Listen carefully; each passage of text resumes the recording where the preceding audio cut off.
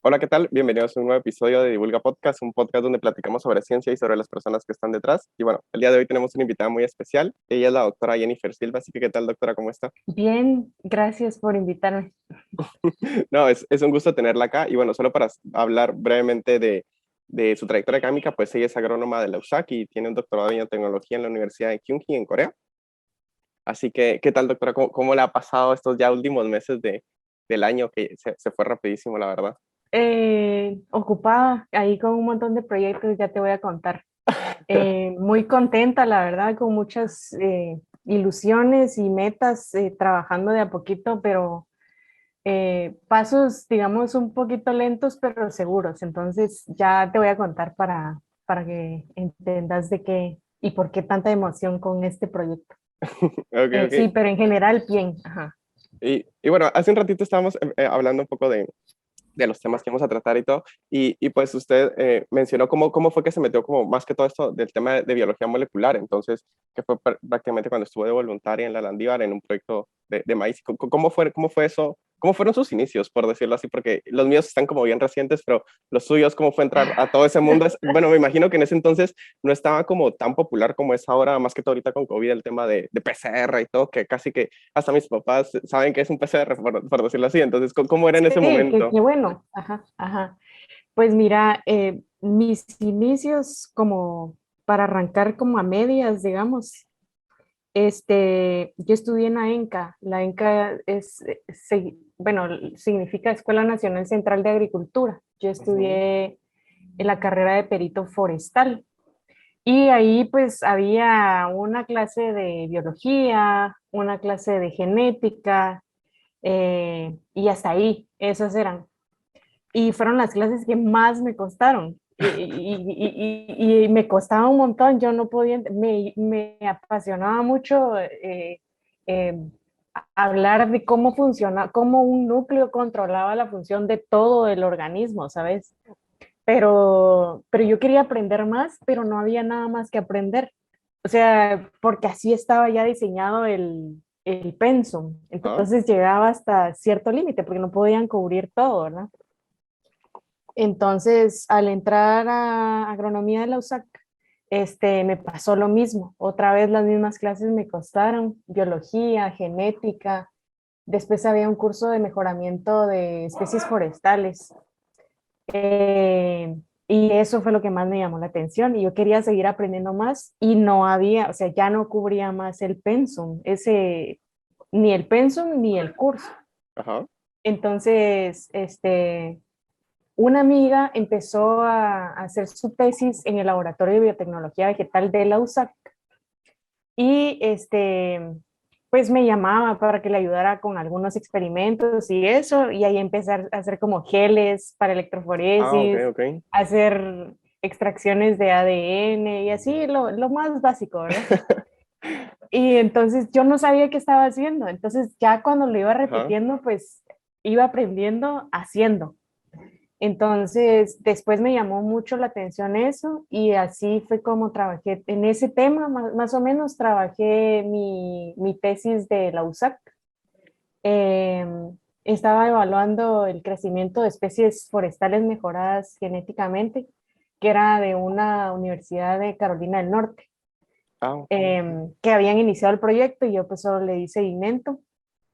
Y luego, pues yo quería seguir aprendiendo y para mientras yo estaba aplicando un montón de becas en todo el mundo, empezando siempre por Estados Unidos, porque uno, yo no sé si los latinoamericanos tenemos ese ideal de que Estados Unidos es lo mejor, pero no es lo único. Entonces está México, está Sudamérica, está Europa, está Asia, y Asia es lo que menos pensás y son los que más Ujú. adelantados van en todo, ¿no? Entonces, para mientras que yo estaba haciendo todo eso, me había inscrito a un diplomado de biotecnología y bioseguridad que había abierto la USAC. Y una de las eh, profesoras de ese diplomado era egresada de la Universidad de Wisconsin, Madison, y ella había estudiado genética de plantas. Entonces, ella recién había vuelto a Guatemala después de terminar su doctorado, porque uno cuando termina el doctorado quiere volver a Guatemala y devolverle tanto y no encuentra ni cómo y la primera oportunidad que le dan a uno la toma, porque Ajá, uno tiene tanta ilusión de devolverle. Entonces ella venía con el mismo sentimiento y le habían otorgado el laboratorio de biotecnología de la Landívar. ok, ok. Entonces, al mismo tiempo, yo le hablé a ella para ser su voluntaria y su aprendiz, porque yo tenía mucho interés en ese tema y no había en Guate otros espacios, o sea, yo no conocía, no sé si no habían o yo no conocía, pero sabiendo que ella estaba aquí, pues le escribí, le hablé y quería consultarle si me daba la oportunidad y me respondió el correo a los 15 minutos, cosa que en Guatemala no pasa, o en Latinoamérica.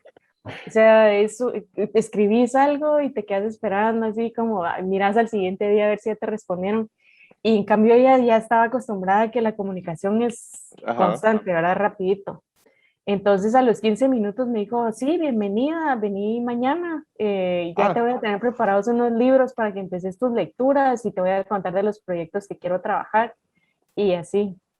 Entonces hicimos una caracterización de maíz en todos los mercados locales de Guatemala, de la ciudad. eh, y estábamos evaluando si había maíz transgénico ahí eh, como mezclado. Y era con tiras reactivas, era así como una prueba de embarazo, ¿verdad? Eso es básicamente. Y luego el otro era un proyecto de diversidad eh, de pino.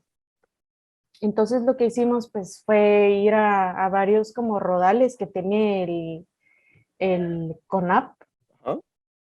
y colectamos algunas muestras, desarrollamos con unos marcadores universales y con eso hicimos el estudio, que era la tesis de un estudiante de agronomía de la Landívar.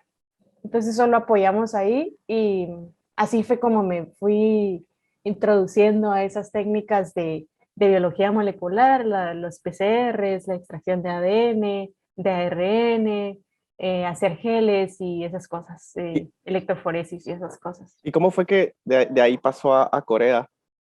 Ah, porque al mismo tiempo yo estaba aplicando mis becas, ¿te recordás? Yo Ajá, desde el penúltimo año de terminar la carrera de la licenciatura, yo había empezado a aplicar a un montón de universidades en Estados Unidos, en México, en Costa Rica, en Chile, en Brasil, luego probé en Holanda, en España, eh, probé en Japón, en Taiwán.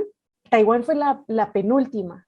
Y yo estaba así como, bueno, ya no, esa de Taiwán fue la que me dejó así súper mal, ¿por qué? ¿Por qué? porque yo ya llevaba como 5 años de estar aplicando. Entonces Ala, yo tomaba trabajos temporales y ahorraba ese dinero y lo usaba para hacer el TOEFL o el GRE y porque, o sea, con el grado de licenciatura puedes tomar algunos trabajos pequeños y yo no quería comprometerme a algo a sí. largo plazo porque mi meta era irme a estudiar al extranjero. Entonces, y recién graduada, entonces era bien difícil conseguir un trabajo así como bien pagado, bueno, estable, porque igual mis condiciones eran por la meta que yo tenía, ¿verdad? Entonces, llevaba muchos años y entonces me recuerdo que un amigo había regresado de Taiwán, Ujú. recién graduado de la maestría, y entonces le pregunté así como, mira, ¿cómo hiciste? Que no sé qué. Y que yo llevo muchos años y de verdad que necesito aprender de tu experiencia porque más de algo me va a servir. Y me dijo, sí, sí, venite, tomemos un cafecito y yo te cuento mi experiencia y te paso mi formulario de aplicación para que mires todos los papeles que yo apunté y así. Entonces ahí fue cuando quedé como, ya pasé todos los filtros y solo habíamos dos últimos y seleccionaron a la otra persona. No, Ajá. Entonces estaba en esa etapa así de que, ¿y ahora qué hago? O sea, ya era así como, bueno, voy a tener que buscar algo estable en Guatemala y algo que de verdad me guste o lo que sea, pero necesito ya como formalizar esto, pues ya no puedo Ajá, seguir como perdiendo el tiempo en si sí o si no.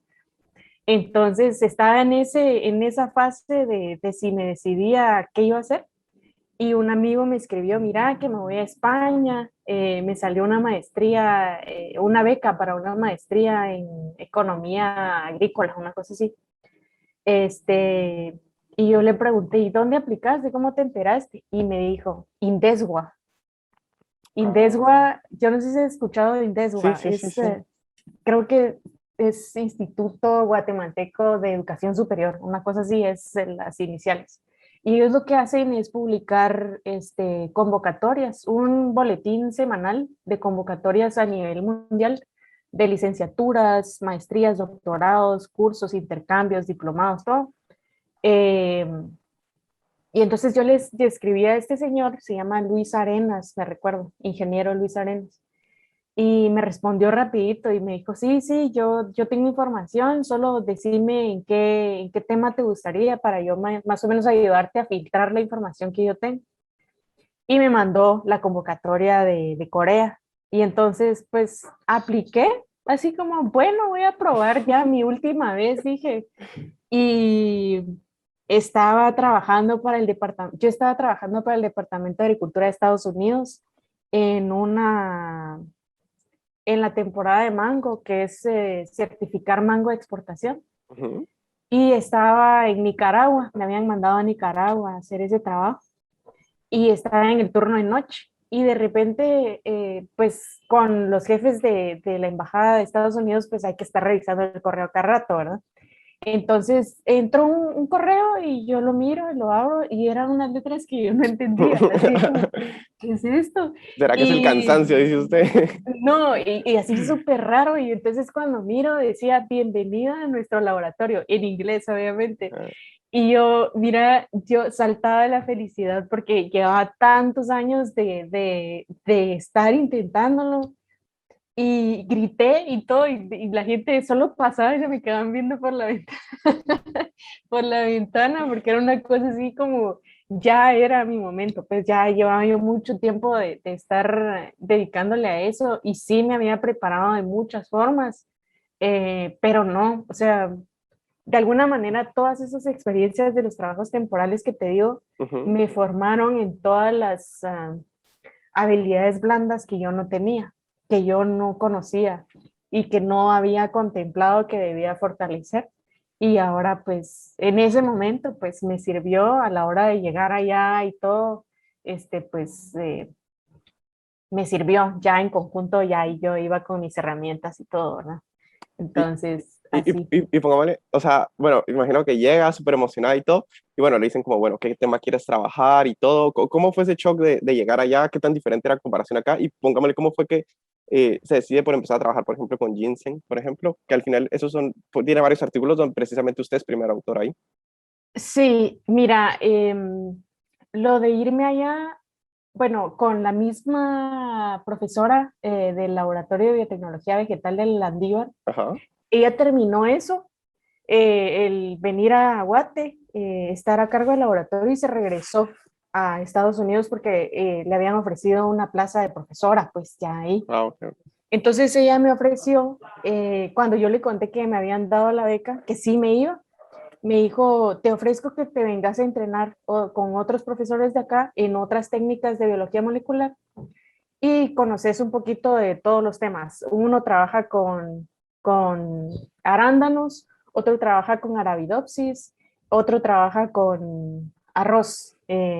Entonces yo trabajo con maíz, me dijo. Entonces, no importa la planta, lo que te importa a ti aprender es que de cualquier material o de cualquier organismo, el principio de la biología es Ujú, universal. Entonces, tú solo lo vas a aplicar y aprender qué es lo que existe, ¿verdad? La variedad de técnicas que existen y vas. Entonces, como yo ya estaba acostumbrada a que el invernadero de experimentación estaba ahí a la vuelta, que el campo de experimentación estaba a una distancia X, pero cerca de la U, y que era del campus universitario siempre, que había gente designada para cada cosa, estudiantes siempre a través de estudiantes, que el profesor solo era una guía, no era como un jefe mandón, eh, y que el estudiante es el que va decidiendo como va proponiendo, ¿verdad? Va haciendo las Ajá, preguntas y el profesor te va guiando. Entonces, cuando yo llegué a Corea, fue una cosa similar. Yo ya me sentía como, como en no fue un casa. shock no fue un shock tan fuerte, porque Sí, yo sí. ya traía la mentalidad de haber estado en Estados Unidos. Estuve como 2 meses, una cosa así, fue el, el espacio de capacitación. Y al regresar a Guate, solo estuve una semana y de ahí me fui de una vez a Ala. Corea. Y estuve 5 años sin volver a Guatemala. Después te cuento el shock de regreso. Entonces, mira, yo creo que el shock más fuerte de estar en Corea fue la cultura, porque el jefe allá es tratado como un ser así súper respetado. La gente no se mira a los ojos, no se miran directamente a los ojos porque es como una falta de respeto, no sé. No hay contacto físico, allá no se abrazan, no se dan la mano, todos solo son reverencias. No sé, o sea, no hay como una charla así de conversación de, ay, ¿cómo está su día? Y no sé qué, eso no existe. La gente está enfocada en trabajar y hay metas y hay programas, así, un cronograma, un calendario y así como para tal fecha me tenés tal resultado. Y hay semanas, hay reuniones semanales para conocer los avances, aunque sea un pequeño resultado, lo tenés que presentar. Y entonces eso te va entrenando a ordenar tus resultados, a tener todo siempre listo. Si hay alguna conferencia o algo, pues solo copias eso en el póster Y y ya. te vas. Ajá. Y de esas experiencias también me hizo ganar un reconocimiento al mejor póster con la Sociedad Coreana de Ginseng, que es lo máximo, pues, o sea, no hay Ajá. más, no hay más que eso, ajá, para el ginseng. Entonces yo no me la creía, pero pues ya estaba yo capacitada para eso gracias a este laboratorio, ¿verdad? Y a las personas que yo elegí como mis guías. Ginseng lo tomé porque sí, o sea, acepté trabajar con ginseng porque mi ilusión era hacer mejoramiento de especies forestales. Ujú. Cuando yo entré a la ENCA, lo que quería, o sea, mi ilusión como niña en ese entonces, porque tenía 16 años, era salvar el planeta. Y Guatemala en ese entonces estaba pasando por todos los incendios forestales en Petén. Ok, ok. Y de alguna manera yo relacioné que, bueno, ginseng es un arbusto, una especie como arbórea, ¿verdad? Ajá. Entonces, de alguna manera yo sentí que se podía inferir. Lleva 5 años para florecer y ya después se vuelve pues un arbusto. Y puede crecer hasta 100 años y entre más crece, más caro porque se concentran diferentes ginsenócidos, esos son los compuestos. Ujú. Y, y así, entonces por eso lo acepté con ginseng.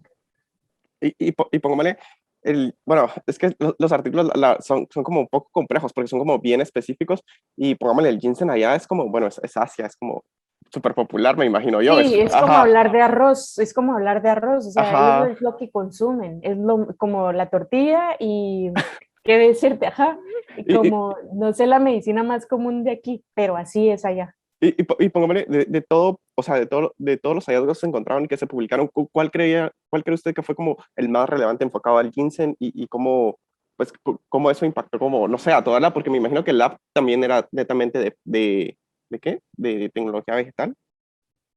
Sí, era específicamente de ginseng. Ellos se enfocaban mucho, mira, ellos veían tres cosas. Una era diferenciar entre lo que te engañaban con lo que te vendían de extractos, porque pues lo Ah, que se ok. vende del ginseng es el extracto. Ajá. Eh, y a veces lo mezclaban con otras cosas. Entonces Ujú. nosotros lo que hacíamos era desarrollar marcadores moleculares para identificar la especie original, ¿verdad? Panax ginseng, esa es la especie original de Corea. Entonces a veces lo podían mezclar con un ginseng que es vietnamita, o un ginseng que es de Indonesia, o un ginseng que es de China, o un ginseng que es de Estados Unidos. Entonces, no es que sea menos, porque sí agrega otras propiedades, pero si te lo mezclan, pues se reduce el porcentaje de la pureza, ¿verdad? Del que tú estás comprando, porque te lo están vendiendo como uno, pero te lo están mezclando con otro. Entonces, esa era una. La otra iba enfocada a que si desarrollábamos algunos cambios en algún gen específico, cómo eso cambiaba la distribución o el porcentaje de la concentración de los ginsenócidos. Entonces alguien se enfocaba en esa perfilación. Había otro equipo. Y había otro equipo que evaluaba el efecto de esos ginsenócidos en cáncer de piel, y había otra, diabetes, y no me recuerdo cuál era la otra enfermedad, pero eran 3 enfermedades las que se enfocaban. Entonces era la cadenita completa, y al final lo que se vendía, mi profesor tenía una empresa de productos de ginseng, era desarrollar esos productos con esas propiedades y de una vez se iba al mercado, ya con patentes y toda la cosa. ¡Hala! Entonces, ¡Qué, estaba la cadenita completa. Ajá. qué eficiente todo! O sea, sería algo, Sí. bueno, sería cool tener algo. Y, bueno, y no sé si aquí en Guate, incluso ese es un gran problema, ¿no? Porque, por ejemplo, acá, no sé si ha visto que a veces la caja dice como extracto de cualquier planta y al final lo que te venden son cápsulas, que es materia prima pulverizada, ni siquiera es el extracto. Y es como, Ajá. o sea, es como fraude en las propias palabras, no sé, eso es como Ajá. algo muy Sí. diferente aquí, no sé por qué, pero... Ajá. Sí, tiene mucho potencial, y este señor pues tenía ya toda la visión, ¿verdad? De amarrarlo así. Yo mientras estaba ahí me enojaba porque decía, ¿por qué se enfoca en vender ese producto y no en ayudar a formarnos? Pero él estaba viéndolo desde afuera, ¿verdad? Entonces entendía mejor la cadenita. eh, pero bueno, mientras uno es estudiante, vas aprendiendo en el camino, ¿verdad? Sí, sí, y pongámosle, ¿cómo es el otro tema por ejemplo, también participar en un montón de artículos de arroz? ¿Cómo fue eso? ¿Había otro lado ahí cerca que trabajaba en arroz o cómo fue esa sintonía? Mm, bueno, ya no te dije. Y mira, lo más importante del ginseng, a mí me llamaba mucho la atención. El ginseng se cultiva con un sarán. ¿Sabes qué es el sarán? No, no, ¿cuál es? Es una telita que da sombra, Ah, ok, sí, sí, sí, sí, ya. así como se cultivan las Ajá, orquídeas y otras especies de flores, ¿verdad? Pero el ginseng, lo que pasa es que es sensible a la luz directa del sol. Entonces, como en un 80%, hay que reducirle la luz del sol. Entonces, la sombra se tiene que poner a 1,5 metros de la planta. Entonces vas caminando y ahí vas como agachadito, que no te tope la tela, porque pues así es como se cultiva. Y se cultiva, no te imaginas, hay campos súper extensos de eso. Entonces, yo había empezado una caracterización molecular de un gen que se llama clorofila AB, ajá. binding, no sé qué, me recuerdo. Era relacionado con los cloroplastos. Entonces, yo ya había leído una referencia de un artículo que se había publicado para tomate, para tener luz continua. Entonces, eso me parecía súper bueno porque entonces a la hora de cultivarlo, este, pues ya podías hacer que o quitabas la sombra esa o la ponías más alta, y entonces te ahorrabas un montón de recursos, pues, de gastos, de costos. Entonces, ahí fue como mi primer intento en el tema de caracterización molecular.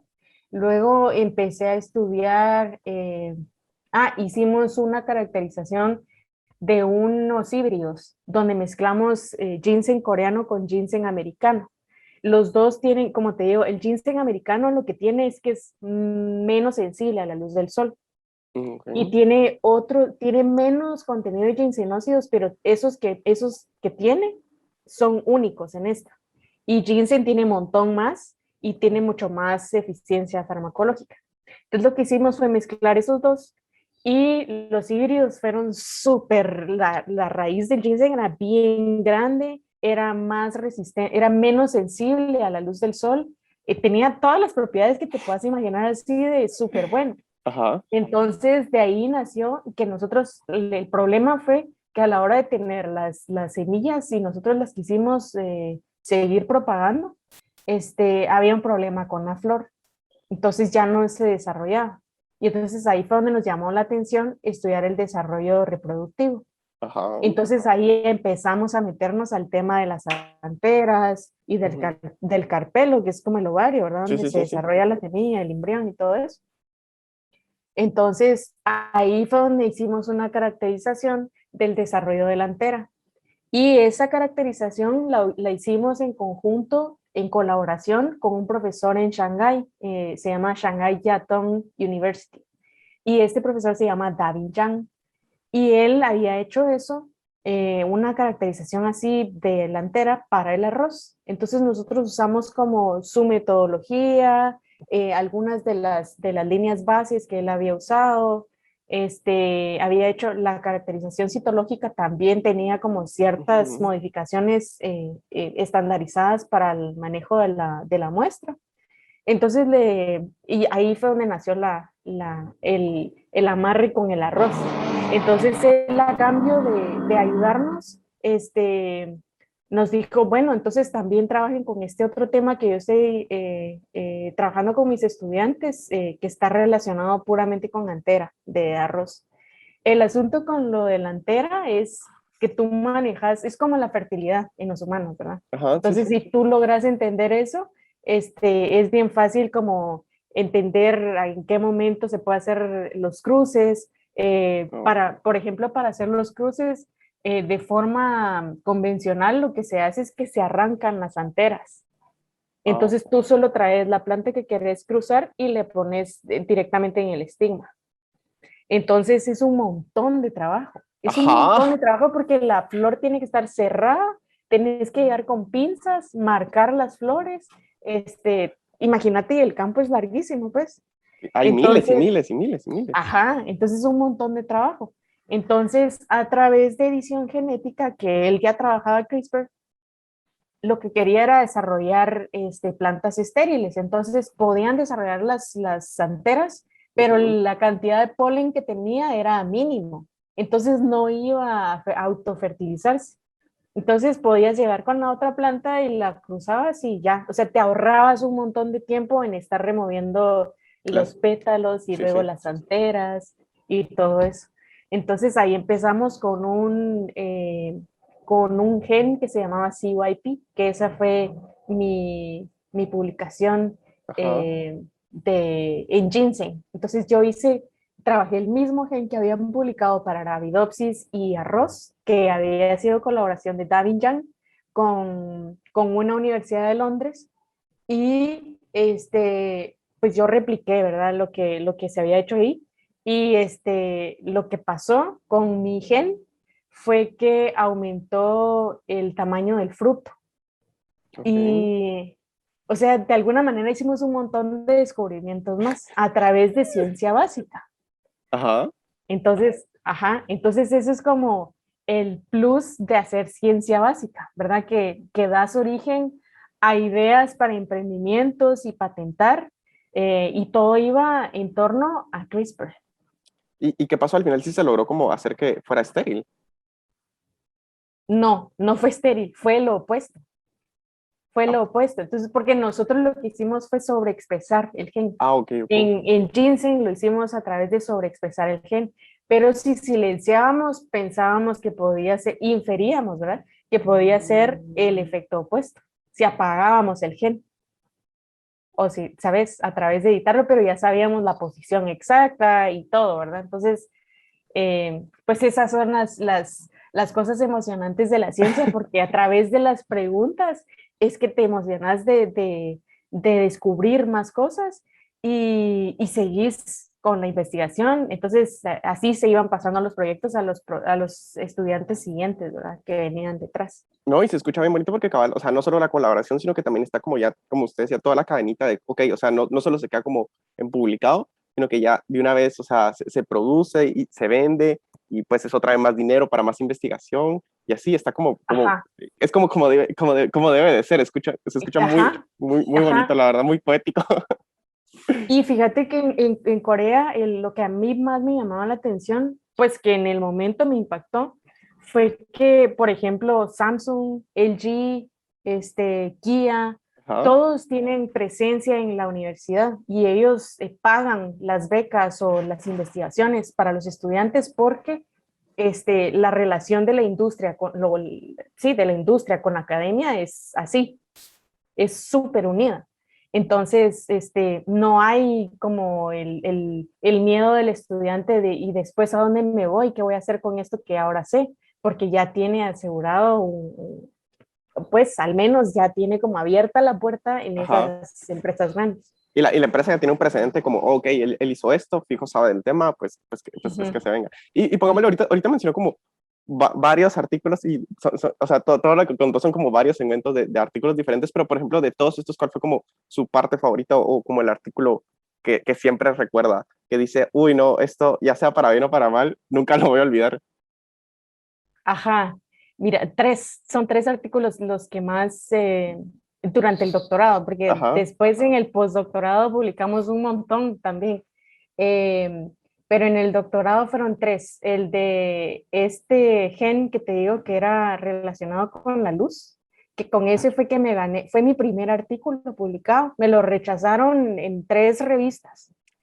Pero el hecho de que me lo rechazaron fue lo mejor que pudo haber pasado porque me di cuenta de cómo es la cosa en realidad. Y no que me lo hayan aceptado a la primera porque hubiera sido como súper ideal, ¿verdad? ajá, Y en cada rechazo venía la nota de los revisores con recomendaciones de qué cosas mejorar o qué cosas mejor quitar, si no se podía discutir de una cosa, si no se podía ahondar de otra, mejor solo dejar una idea más breve y dejarlo como en conclusiones, pero en preguntas abiertas, en cosas así. O sea, son tips. Entonces no es como que te digan no y no me interesa, sino no porque tal cosa, ¿verdad? No porque debe mejorar esto, no porque le hizo falta esto. Entonces, ese fue mi artículo y con ese fue que me gané el premio del póster que te digo de la Sociedad ujú, Coreana de Ginseng. Luego, el siguiente fue el desarrollo de híbridos interespecíficos, que era el de ginseng coreano con ginseng americano. ok, ok. Ese fue el que nos abrió las puertas en colaboración con Davin Yang en Shanghái. Y eso hizo que él me viera, que él pusiera sus ojos en mí, porque eso me abrió las puertas para hacer un intercambio allá. Participé en un simposio en septiembre y luego regresé en diciembre y me fui hasta 7 meses después, Ah, trabajando a totalidad con el gen CYP. Y, wow. y después publicamos todos esos, bueno, los últimos dos artículos, el de híbridos y el de CYP, lo publicamos con Davin Yang.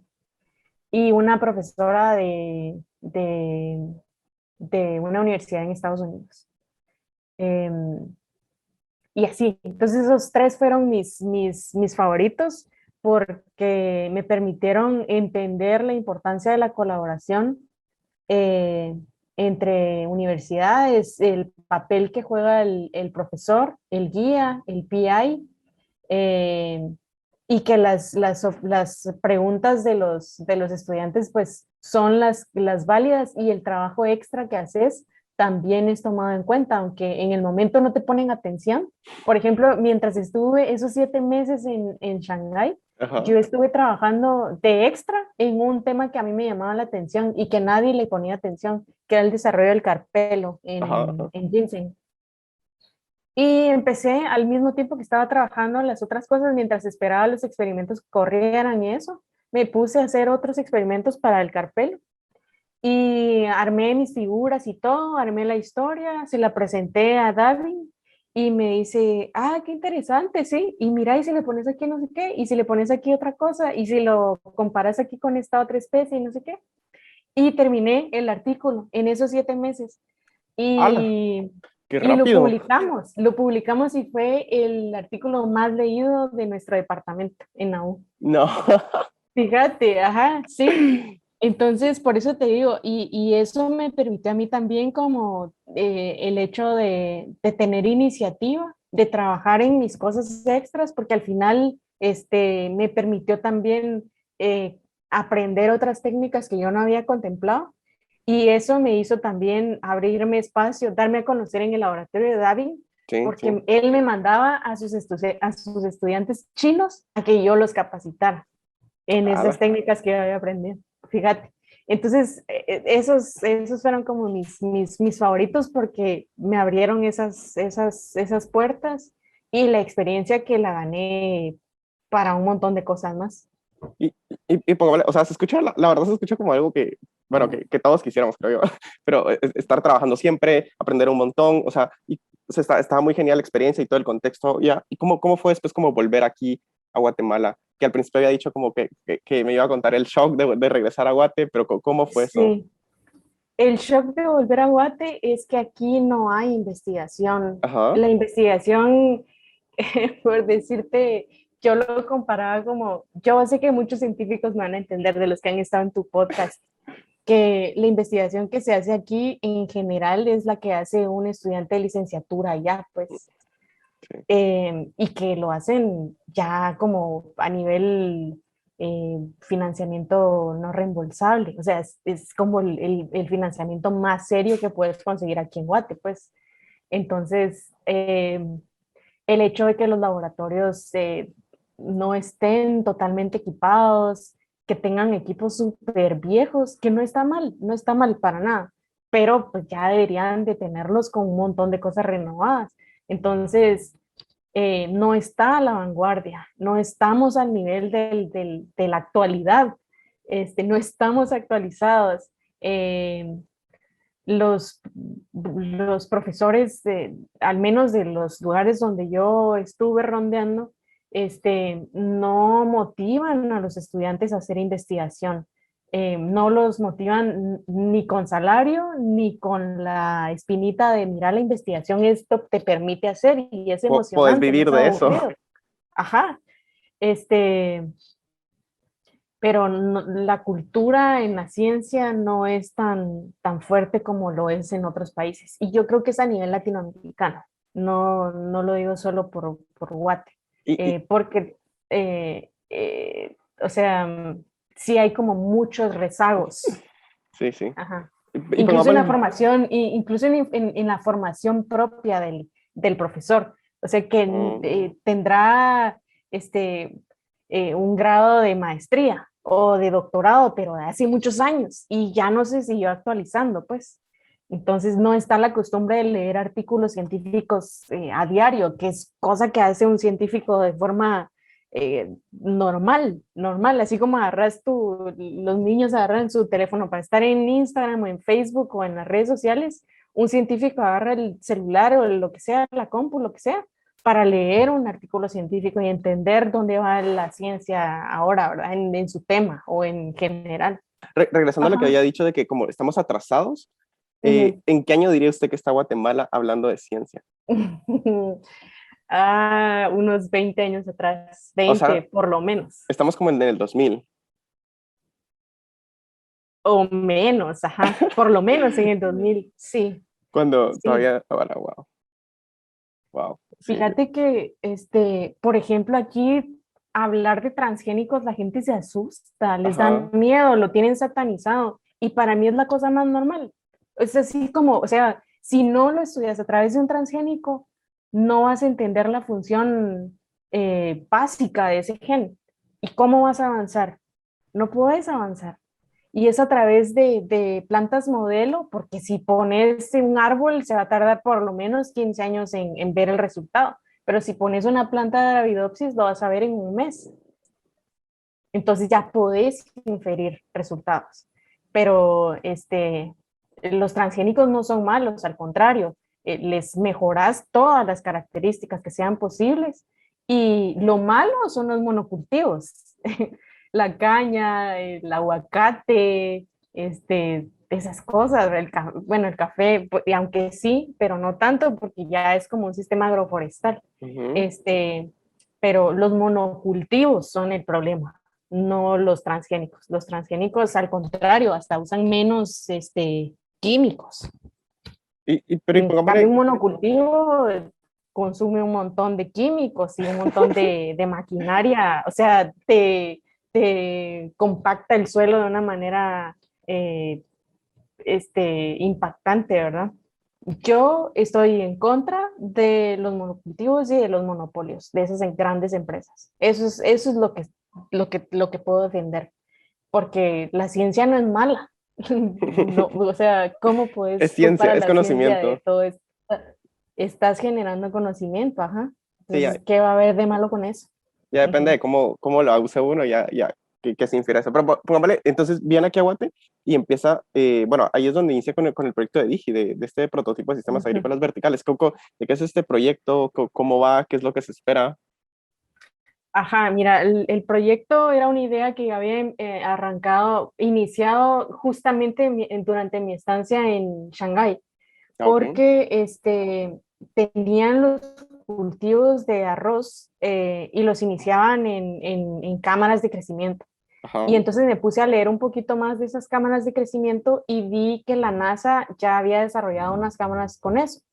Y de esas cámaras de crecimiento de la NASA las habían readaptado en algunas empresas de Japón, donde producían en grandes cantidades y en empresas grandes, espacios industriales, hortalizas. Ah, Y ok. las vendían a las diferentes restaurantes o consumidores y estaban disponibles todo el tiempo. Ujú. Entonces, yo, pensando en la realidad de Guate, ya conociendo un poquito de cómo, de toda la parte de la genética de las plantas y eso, de las colaboraciones multidisciplinarias, y pensando un poquito en el tema de los temas más fuertes de Guatemala, que es la desnutrición y el calentamiento global en la parte de sequías Ujú. en el oriente del país, pensé en desarrollar un prototipo de agricultura vertical donde se tuvieran condiciones controladas, que era mi modelo, ¿verdad? Porque yo no lo había desarrollado. Entonces yo tenía un modelo de la NASA y tenía otras publicaciones y quería como adaptarlo Iniciar a los validando y recursos, todo. ajá, a los recursos que yo podía conseguir aquí. Entonces, en lugar de usar un plástico que era un cosa así súper liviana y bien fácil que ellos mismos producían, pues usé PVC. En lugar de usar otro sustrato ahí que es súper especializado y súper fancy, yo usé esponja. Ujú. Y así, fui adaptándolo como a lo más económico que había. Y la idea era esa, ¿verdad? Ofrecerles a los agricultores o a los pequeños productores esta alternativa de producción. Entonces, de alguna manera, lo que yo buscaba era, uno, asegurar la producción, no importando la condición de calor o de frío. Dos, asegurar el alimento de los productores, que no se murieran de hambre, ¿verdad? Ok, Que no ok. tuvieran que pasar por la hambruna. Y tres, que se aseguraran el excedente, porque iban a poder cultivar muchísimo más y que ese excedente les sirviera para venderlo. Entonces, de alguna manera, se aseguraban ellos un negocio, ¿verdad? Ujú. Y si se agrupaban como cooperativa, pues podían hacer ese modelo más grande y replicarlo en muchas comunidades más y Sí, sí. ya era así como un desarrollo económico. Ese era mi sueño ideal, ¿verdad? Y sí se desarrolló y sí cumplió esos fines. El prototipo está en el Centro Universitario de Oriente, en Chiquimula, Ajá. y ahí se quedó donado el prototipo con lo que pude dejar.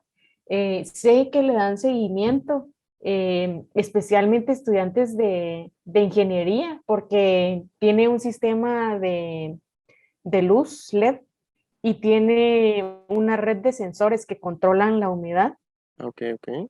y eso estaba conectado a una interfaz Ajá. que controlabas por internet. Entonces, si tú solo te Ah, ok. conectabas si tú te conectabas de tu teléfono, podías monitorear. Y si No. había como alguna cosa que te mostraba un pico súper alto, entonces podías reducir los intervalos de riego, que también era automatizado. Y, Entonces ahí pusimos especies nativas de guate, ajá. probamos con algunas hortalizas y, y unas hojas, unas como plantas de hojas, así como lechuga, selga y cosas así. ¿Y cuál cree que fue la mayor dificultad de que no se logró lo que usted quería, de que al final se creciera el proyecto y se volviera como una cooperativa? ¿Qué cree que fue la aceptación de parte de la gente o No, escepticismo, financiamiento? no, financiamiento. Falta de financiamiento y falta de infraestructura. Eso.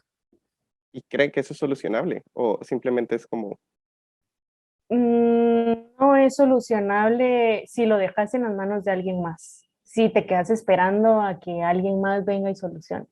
Y de ahí nació el proyecto que sigue, que te quiero platicar, pero si querés podemos hablar un poquito de, sí, toquemos de el la otro, experiencia. Ajá. toquemos el otro tema del proyecto que se hizo con con la Universidad del Istmo, que fue precisamente con la Mm. Facultad de Arquitectura. Entonces, ahorita puede sonar un poco raro, pero ¿cómo fue este proyecto de biodesign y arquitectura? ¿Cómo fue ese encuentro? Primero, ¿cómo fue esa propuesta y qué se logró o qué se quiere lograr? Ajá, pues mira, ahí la experiencia fue muy bonita porque como ya te venía contando, bueno, cuando regresé a Guate, mientras estaba en Digi, yo fui profesora en AUSAC Ajá. por ese semestre y entonces tuve experiencia de interactuar con estudiantes. Entonces yo miraba, yo vi las caritas de los estudiantes el primer día que estaban todos así como, ¿y esto qué es? ¿De qué me está hablando? Y el último día que iban súper seguros hablando de los artículos científicos y No, de los temas así más, los últimos publicados, ¿verdad? sí, Y sí. con toda la seguridad del mundo de hablar de ciertas cosas en el tema que yo les había enseñado. Entonces, eso me hizo sentirme agradecida de todo el conocimiento que yo había aprendido Ujú. y motivada para seguir haciéndolo en otros medios, ¿verdad? Entonces, esto del istmo fue que un amigo me contactó para que asesorara a un grupo de estudiantes que estaban aplicando, postulando, tenían el interés de postular a este concurso que se llama Biodesign Ujú. Challenge, que es en Nueva York. Entonces, ellos tenían el fuerte en diseño, pero tenían cero experiencia en biología. Pues lo Entonces, normal, ¿no?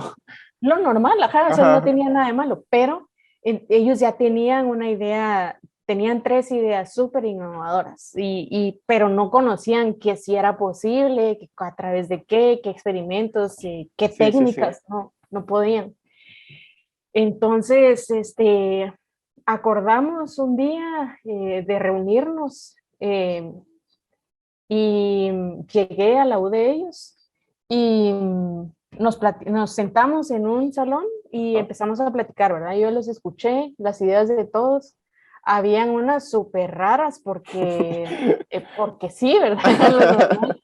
Pero había una que era rara, pero era más alcanzable. Y yo Okay. conocía a gente que trabajaba esos temas. Entonces les dije, se me ocurre que podemos seguir este procedimiento, este protocolo, y solo tendríamos que consultar con estas otras amigas que tengo, especialistas en ese tema de microbiología, y vemos cómo unimos, cómo seleccionamos la especie que ustedes tendrían que usar. Entonces, el asunto es que ya estaban como muy en el límite del deadline, ¿verdad? Ujú.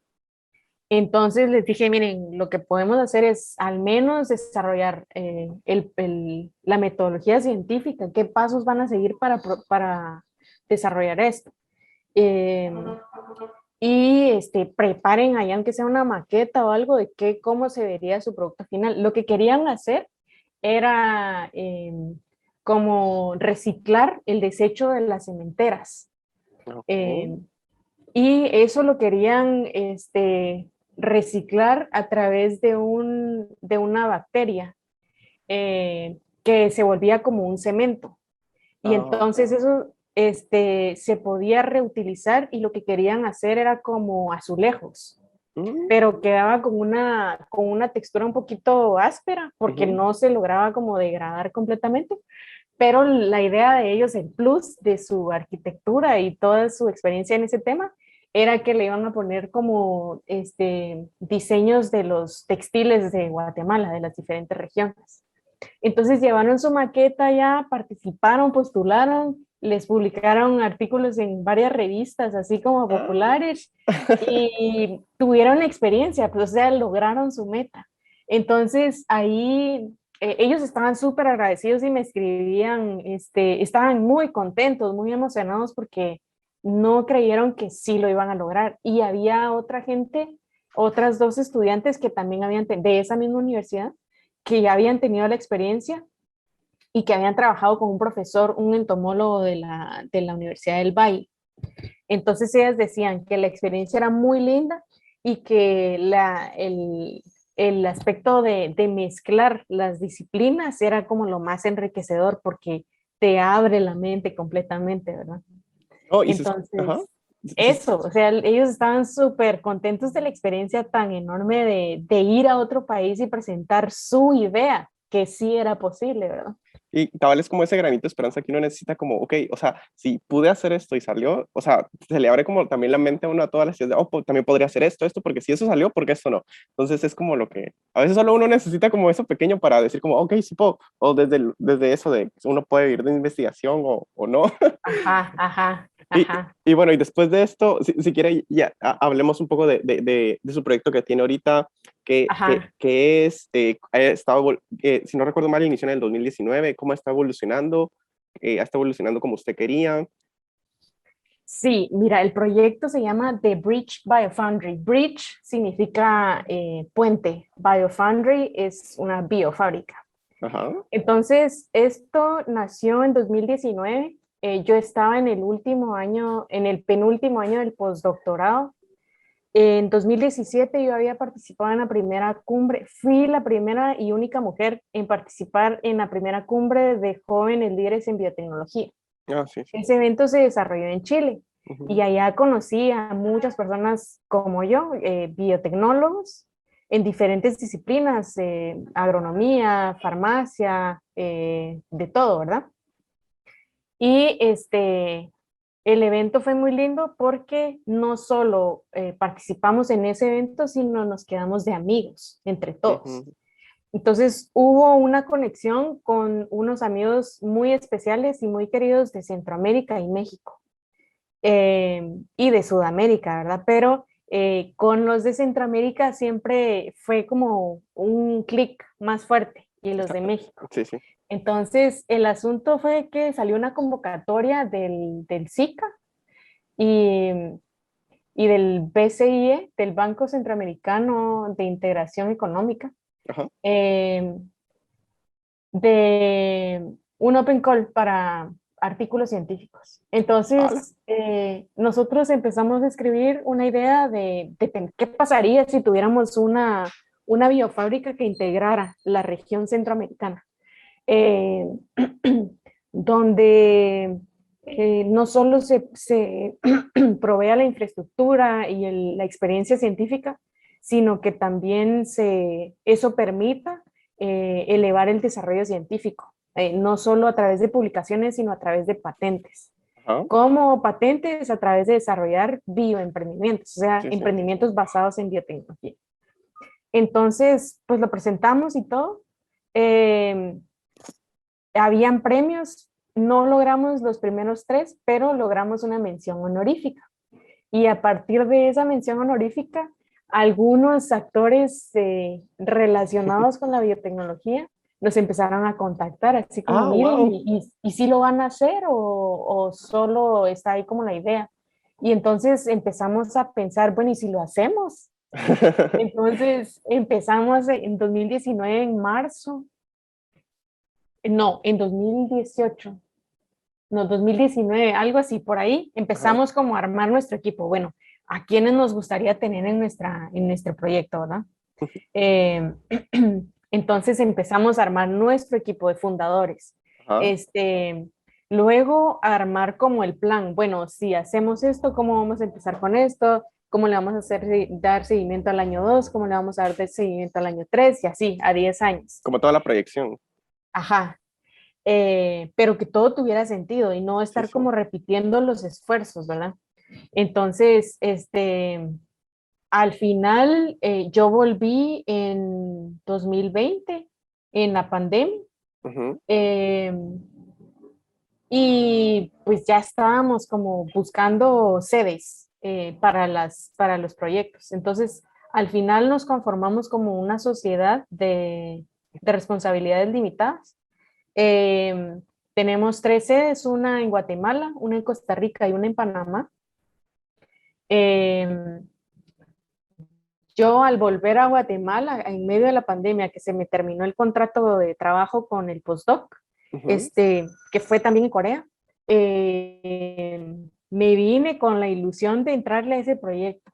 Entonces, alguien se había enterado de que yo volvía, le contó a una empresa grande de Guatemala que yo estaba con esa experiencia y que tenía más o menos esa visión. Ellos también estaban con la intención de Ajá. entrarle al tema de biotecnología, Ajá. especialmente por lo de la pandemia, porque ya se venía como ese término mucho, ¿verdad? Sí, sí, sí. Entonces, eso nos abrió las puertas en lo que ahora es nuestra sede, que es en el Campus Tecnológico Guatemala, que es el TEC, que está en la zona 4. Ahí tenemos nuestra sede y ya tenemos unos emprendimientos que estamos eh, residiendo ahí.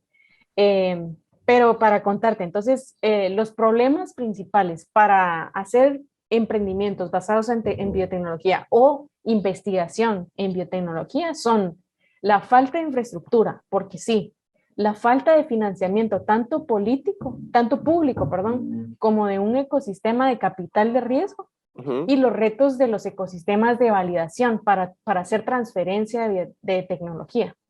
Entonces, de ahí nació que nos llamáramos The Bridge Biofoundry y que nos conformáramos como un consorcio latinoamericano de laboratorios que hiciera innovación en biotecnología y nuestro objetivo era promover el emprendimiento sostenible en los sectores público y privado, amarrarlos, visualizando fortalecer 3 componentes. El desarrollo del ecosistema de bioinnovación, ¿verdad? Donde involucremos la participación de instituciones regionales, gobierno, academias, centros de investigación, donde también llamemos a incubadoras, a industrias y también a inversionistas, donde fortalezcamos también la equipación y la infraestructura. Entonces, cada una de nuestras sedes idealmente va a contar con equipo especializado. Por ejemplo, Guatemala, que tiene su fuerte en el tema agrícola, Panamá en el tema de biomédica y Costa Rica para el prototipado. Eh, y el tercero, pues hacer el acompañamiento a las startups. Entonces, nosotros de alguna manera vamos a proporcionar las condiciones para acompañar tanto su desarrollo como para promover su avance en la región y así fortalecer el bioemprendimiento en la región latinoamericana. Sí, se escucha como muy perfecto, porque es como un problema que hemos estado hablando durante, creo que los 40 y algo episodios que lleva el podcast. Porque al final, o sea, si no lo entiendo, si no lo entiendo mal, si yo tengo una idea, voy y no tengo los recursos tecnológicos, ustedes son ese ente que me conecta con gente que los tenga y también son ese ente que conecta a instituciones que quieren apoyar proyectos que no saben dónde están. Ustedes son ese ente que conecta a todos e incluso me imagino que también apoyarán en proyectos que la misma industria privada quisiera tener y tal vez no tiene los recursos o no tiene el laboratorio y tiene el financiamiento. Exactamente. Por eso Bridge, por eso somos un puente que conecta. Ajá, ajá.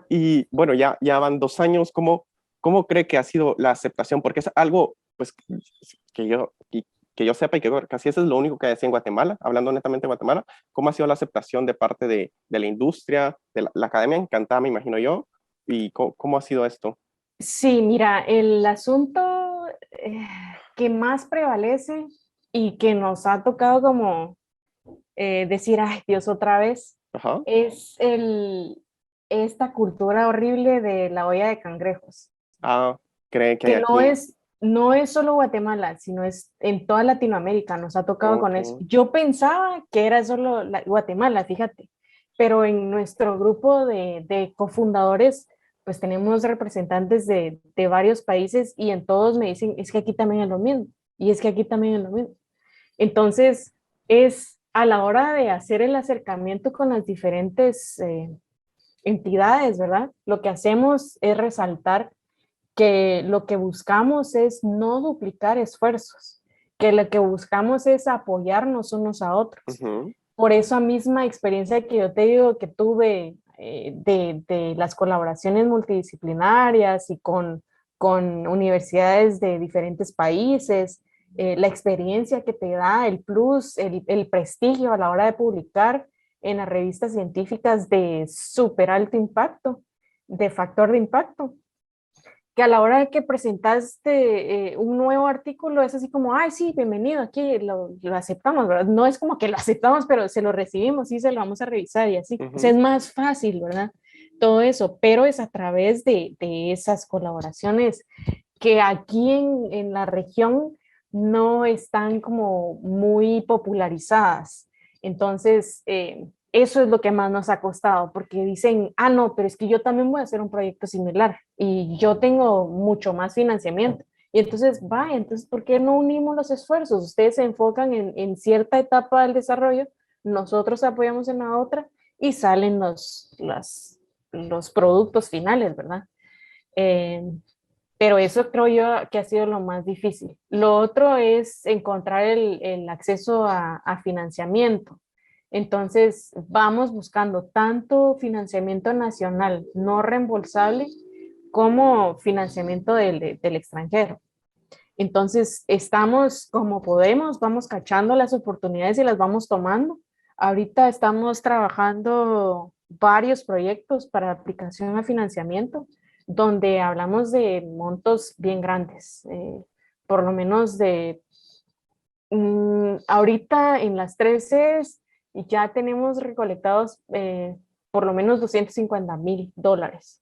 Ah, está. Eh, pero estamos postulando a dos financiamientos de $1 millón cada uno. Y Ah, ya. aquí en Guate estamos postulando, logramos postular eh, para 1,5 millones de quetzales. Pero eso nos permite pues ya un poquito como para equipar y cosas Tener así. como una base sobre qué construir, por decirlo así. Ajá, ajá. Porque ahorita, o sea, ya tenemos las sedes, ya tenemos gente interesada, pero estamos en la fase de equipar. Entonces, 2 años que han ido marchando súper bien porque ya tenemos todos los asesores, toda la gente que nos va a acompañar, expertos, asesorar, guiar, validar, pero ahora necesitamos arrancar, ¿verdad? Entonces, hay que tener equipo para poder recibir a ciertos usuarios, ¿verdad? Entonces sí, la gente puede venir con una idea que tenga, mira, yo quiero hacer esto, encontré esta bacteria o este microorganismo que hace tal función, o encontré que al modificar el reactivo o al saltarme de este reactivo y hago este otro paso, puedo generar un nuevo kit pues, de extracción de ADN, por decirte así, una cosa súper básica. Y quiero desarrollar un prototipo para venderlo. Quiero que esto se vuelva un negocio para mí. Entonces nosotros te acompañamos en toda la fase de, bueno, hay que estandarizar algún paso de la metodología científica, nosotros te acompañamos. ¿Querés hacer investigación? Porque por tu tesis en la U no tenés acceso al laboratorio porque cierra a las 9 de la noche, cierra la U. En nuestra sede podés estar 24/7 y vas a tener acceso libre a los equipos que tengamos, ¿verdad? Y puedes tener asesoramiento de nosotros y acompañamiento en cualquier momento. O querés hacer uso de alguno de nuestros equipos que sean muy específicos, por decirte una máquina de PCR o una máquina para medir la concentración de tu ADN o cualquier máquina, ¿verdad? De biología molecular, por decirte lo básico. Entonces esas son como las opciones de trabajar con nosotros son inmensas. No, bueno, menciona cosas bien interesantes, al menos pongámosle, yo recuerdo que cuando empezó la pandemia con unos amigos estamos hablando mucho, pero ¿por qué tenemos que comprar los kits de diagnóstico de COVID afuera? ¿Por qué no hay una empresa por qué no los hacemos acá? ¿Por qué tenemos que Exacto. sacar todo ese dinero? Y incluso recuerdo que nos sentamos un par de amigos de diferentes carreras a platicar, ok, ¿sería posible hacer eso? Y después de 2 horas dijimos, no, ni siquiera sigamos hablando de esto porque cada vez es como un poco más triste de que, ok, está la idea, pero ¿cómo? ¿Dónde está el dinero? Y ¿Dónde? ajá, ¿y Ajá. cómo empezaste en eso? Pero imagínese si hubiera habido como siquiera una microindustria que hubiera podido hacer pruebas de COVID, pues ¿para qué sacarte el dinero afuera? Mejor que se quede acá adentro. Pero, y de ahí lo otro que también que menciona de los estudiantes, porque cabal eso pasa un montón y pongámosle, yo cuando empecé mi tesis fue así como, ok, ¿qué quiero hacer? Y a veces uno no está como muy seguro qué quiere hacer y como qué opciones tengo y uno tiene toda la disposición de hacer lo que quiera. Yo trabajo gratis, yo lo que quiero es aprender y está Exacto. como muy genial eso de dice como, ok, pues no sé, sería, me imagino que tienen como, van a tener como una base de datos de, ok, están nuestros proyectos y si tú sos tesista y quieres colaborar acá, pues de acá puedes sacar unos datos para tu tesis y al mismo tiempo se gana capital humano, se forma capital humano, se crece, es como, no, no es como lo contrario a lo de la vida de cangrejos, acá todos ganan, o sea, simplemente todos Sí. suben. Ajá, pues mira, lo que más apuntamos es evitar la fuga de cerebros. Es Ajá, ok, indispensable promover el relevo generacional y la participación de talento humano capacitado en tecnologías de vanguardia. Entonces, ¿cómo hemos impactado con The Bridge Biofoundry hasta ajá, ahora? Pues desde 2019 hemos llegado ya a más de 500 personas en 25 países, ah, en más de 10 eventos que hemos desarrollado de promoción y desarrollo de bioeconomía y biotecnología.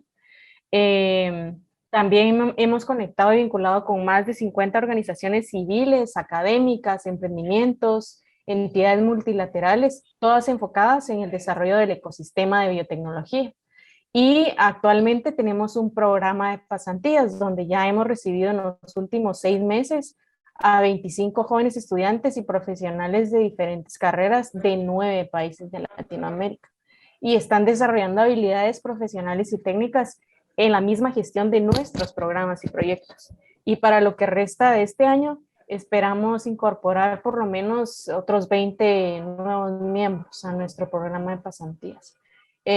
También en febrero de este año hicimos un bootcamp de biología sintética, donde alcanzamos una cifra récord de 165 jóvenes entre 15 y 28 años de edad, 15, imagínate, 15 ok. años de edad, que fueron capacitados en biología sintética, biología molecular, ingeniería genética y bioinformática, y todos desarrollaron propuestas innovadoras utilizando la biotecnología y la biología sintética para afrontar los objetivos de desarrollo sostenible de las Naciones Unidas. Entonces, al final, nuestra estrategia de formación académica y profesional nos ha unido a diferentes entidades, incluyendo al Instituto Interamericano de Cooperación para la Agricultura, el ICA, que tiene su sede en Costa Rica, Kirchner Impact Foundation y Alliance for Science y otras organizaciones internacionales. Eh, Todas nuestras acciones están generando más oportunidades y menos desigualdad. Vamos reduciendo la brecha de innovación científica y tecnológica, vamos promoviendo y formando talento humano, vamos reduciendo la migración y la fuga de cerebros y vamos permitiéndoles acceder a ellos con sus ideas a nuevos mercados regionales. Y así vamos generando un efecto cascada en la sociedad y en las próximas generaciones de bioemprendedores y de investigadores en nuestra región, ¿verdad? Al final, nuestras alianzas estratégicas, porque lo hacemos a manera de trabajar en un ecosistema de colaboración donde todos ganemos. Ujú. Entonces, hasta el momento hemos llegado con alianzas con universidades, empresas privadas, inversores, emprendedores y científicos en nuestras 3 sedes. Eh, y bueno, pues que arrancamos con el establecimiento, el desarrollo, el establecimiento, o sea, la conformación de nuestro equipo, validando nuestro plan de acción.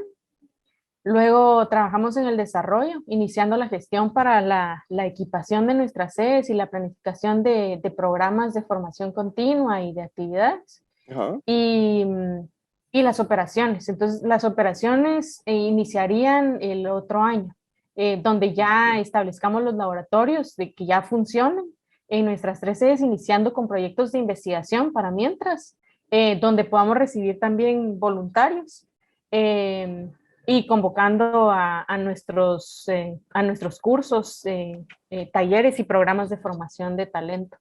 Al final, para 2023, 2024, buscamos ya consolidarnos y para 2025 expandirnos y convertirnos ya en alcanzar, brindar una mejor experiencia y satisfacción de nuestros usuarios para expandir también nuestra red de colaboraciones.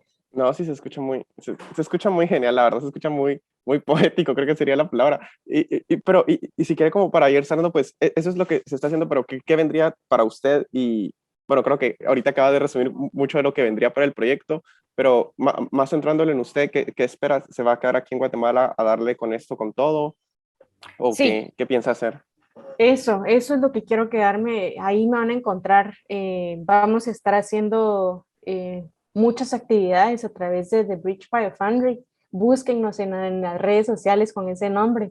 Ahí estamos organizando conferencias, charlas, actividades. El 22 de octubre es nuestro aniversario. Oh, Vamos a tener una semana ahí de actividades para celebrarlo, porque el año pasado no nos dio tiempo. Eh, Ahí yo voy a estar. Yo soy la directora de país, ajá. soy la directora, también la CTO y cofundadora de The Bridge Biofoundry. Entonces ahí voy a enfocar mis esfuerzos. Eh, Tal vez alguna cosa extra que salga, pues será como adicional, pero ese es mi plan, dedicarle mi tiempo full a este proyecto. Y pues si se da alguna otra oportunidad, yo la tomo, porque yo sí soy muy de ganar experiencia, aprovechar ganar experiencia con las oportunidades que se van dando. Entonces, ahí espero que nos busquen, que se acerquen si tienen preguntas o algunas ideas o si algo de esto les parece emocionante, que nos comenten también. Este, porque sí, o sea, la oportunidad de desarrollo en nuestro país, en nuestros países existe, pero a veces estamos cegados a través de esta cultura que nos van como imponiendo en nuestros sistemas, ¿verdad? De país. Entonces, no hay cosa imposible. Lo que se necesita es perseverancia, creer en uno mismo y avanzar de a poquito, pero se puede. ¿No? Y bueno, gracias, doctora, agradecer enormemente que haya participado acá en el podcast. No, no, tranquilo, gracias a ti. Y no, bueno, no sé si tiene algunas palabras de despedida para terminar. Pues sigan escuchando el podcast. Yo estuve escuchando también hay algunos otros invitados, conozco ahí a varios, a Zacahuí, al otro astrofísico, a Bárbara Moguel, también yo te había comentado de ella. Sí, sí, sí. Eh, Hay varias personas ahí y va como generando también ciertas redes de colaboración o ideas para hacer colaboración. Entonces, igual, ¿verdad? Que de alguna manera, los personas, estudiantes o profesionales que vayan conectando ahí con tu podcast, es bueno porque se van dando cuenta de aprender y motivarse de las experiencias de tus invitados.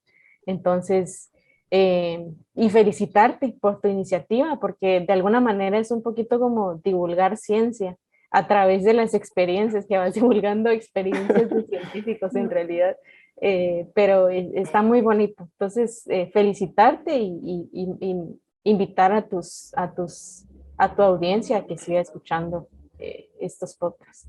No, mil gracias, doctora. Y bueno, agradecerle a la gente que nos escuchó y bueno, nos vemos la próxima semana.